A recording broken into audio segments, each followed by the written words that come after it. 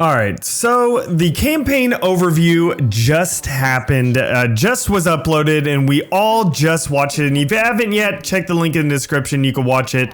But it looks honestly fantastic. Like, it's one of those things where you could tell the major visual upgrades from last year. You can really, like, just overall see the improvements that a year can make onto a game. And I'm extremely excited about playing this campaign. Yes, now it does suck that some things like co-op will not be there at launch. It'll come in season 2, but it's still one of those things where I'm very excited about playing the campaign and checking it out and roaming around and just jumping off of cliffs and everything in this game. I'm so excited about it. So, as y'all can probably tell, I'm looking forward to this game. I'm looking forward to this game quite a bit. I love Halo. Halo is my top game of all time. Like, I'm just gonna say overall the franchise, because each iteration of Halo, each different game, I have things that I like more about other versions, and then, I have things that I dislike more. But I'm just very excited for Halo Infinite, because honestly, the campaign is different enough to where it makes me really excited to play the campaign again. Now, I love linear Halo campaigns because then you can really focus on story and everything like that. But some of my favorite levels in previous Halo campaigns was the open levels. Of course, everyone always looks towards Halo CE with the Halo level where it actually opens up. You could kind of roam around there, and so that's something that I love in Halo games, is whenever they really kind of open it up, allow you to go a bunch of different ways. It's not just so linear. So that is one thing that I'm very excited about with this Halo campaign. Now, besides the visual upgrades, of course, that you see in this campaign gameplay, other things that I'm very excited about is the upgrades to Chief himself in the campaign. Like, you can actually upgrade your grapple to be able to actually electrocute enemies whenever you grapple them, or just have one to where if you use your thrust, you go into a camo thing for 4 seconds. So whenever you thrust, you actually go into camo. So it's really cool that they can have these upgrades, for the campaign. So for Chief, so you can really, make Chief a major super soldier with all these incredible abilities and things like that, which that's what I'm great. And I love how they separate this though from the multiplayer and everything. Now, hopefully in custom games, we can have options to where we can have it to where if you grapple someone in the custom game, you could set the option in the custom game settings where it'll electrocute or something like that. That would, provide some massive variety for custom games and everything. So if it's not there, hopefully it'll be there for whenever Forge releases in season 3. But it's just one of those things where that could be huge for custom games if you're able to combine like a thrust with going invis, or a grapple with electrocuting the enemy or something. That could be huge for custom games. So another thing I'm really excited about with the campaign is the fact that you could call in vehicles. That's just something that I love, vehicles, as many of y'all know. So I'm very excited to be able to call in vehicles and just be able to drive around and everything. Now, it does suck that co-op isn't there. It would be a lot better that you could call in vehicles so you and a friend could come hop in.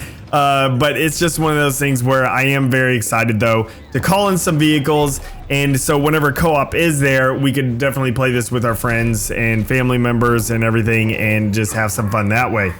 Now, of course, this is pretty much my impressions of what's going on with the campaign. So I'm not going to talk about absolutely everything. This isn't a breakdown or anything like that. This is just what I think.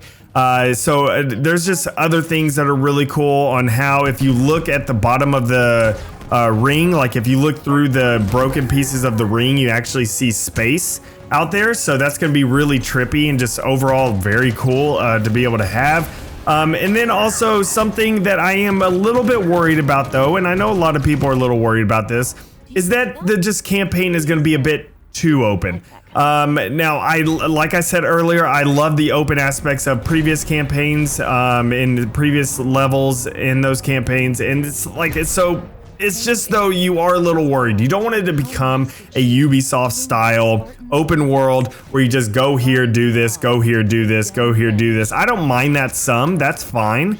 But it just have a little bit of a variety of being able to how to get there. Now, one thing that I do like is that Halo, you know, is a little bit different with its sandbox and of course the Ubisoft style of stuff. So I am going to be really excited of being able to fly in with a Wasp and things like that. I get Ubisoft has flyable vehicles, but I'm just saying with Halo's sandbox and everything, with what Chief can actually do, it will provide some differences. And so I'm just curious on how. It's not like I'm like worried like, oh, this campaign's going to suck. Because even if it is very Ubisoft-esque type of you know, Far Cry campaign where you go and you just, you know, clear out these bases and stuff like that, I'm still gonna have a blast with it just because it's Halo. There's a lot of fun that you can have. I still love the Far Cry games, and you know, it's the same type of thing over and over.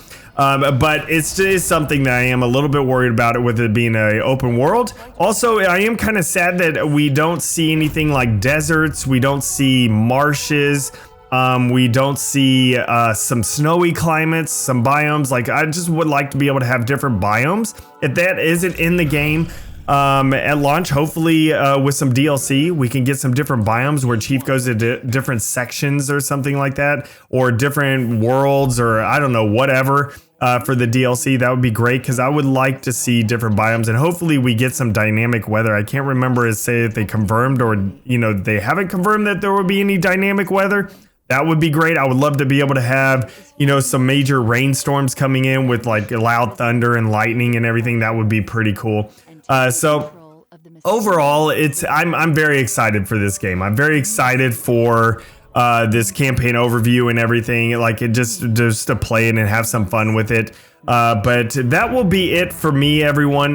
Thanks for coming out and listening to my impressions and what I think and what I'm a little bit worried about it. Oh, another thing I'm a little bit worried about, not really worried, but just I hope there's a toggle to be able to turn it off, is the health meters above the the health bars for the bosses. I hope that we could just turn that off.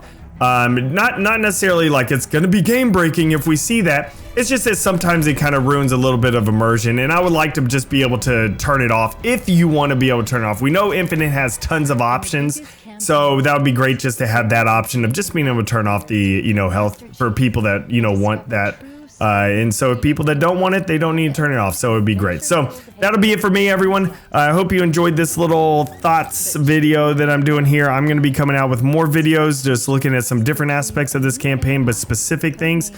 So y'all can stay tuned for that. And I will see y'all the next one. And remember, let's forge a new Halo.